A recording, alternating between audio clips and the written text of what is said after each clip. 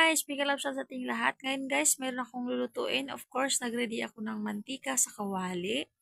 Kasi ilunod ko na po ang ating garlic dahil ako ay magluluto ng Lija's fork stir fry with bell pepper. And guys, pinapaano ko lang yung garlic and the next is ang ating onion. Ngayon guys, tusta konti pero wag siyempre sunog kay mapait. Ilalabas lang natin ang kanilang amoy at aroma. Yan, i-mix lang natin siya ng i-mix. And ang ating next ingredients is yung strip pork po.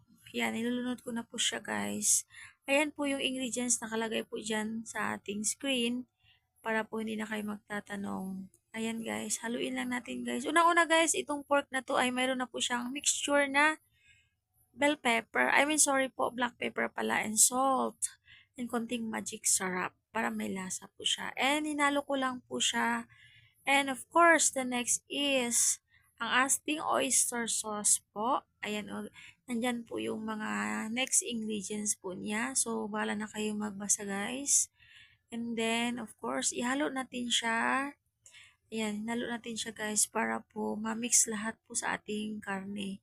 Medyo limited ang ating ingredients, but for sure, masarap po ito guys. Kasi hindi po natin siya pwedeng hindi pasarapin dahil paninda po ito guys. Tipid ang ingredients, sorry.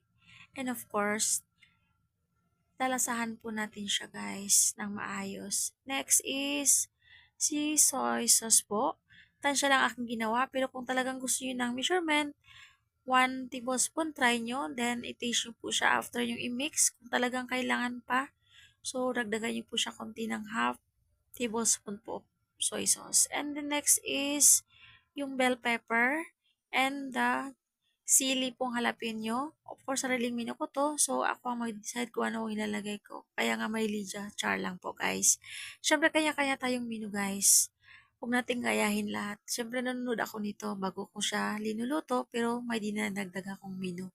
Ayan guys, i-mix ko lang po siya ng i-mix para mahalo po yung ang ating mga ingredients na nilagay. And then, lalasahan natin, syempre, para naman may lasa, alangan di natin lalasahan. Walang bibili. Char char! We love you! Ayan guys. And of course, next ingredients is last but not the least. Cornstarch lang po yan guys. Minix ko po siya sa tubig. Ang ginawa ko is 2 tablespoon of cornstarch and konting tubig lang po siya guys para ma-mix. Ang purpose nito ay paging sticky po ang ating meat and sauce. Ayan siya guys. And of course, tapos na po yan siya guys. Thank you once again and I love you guys.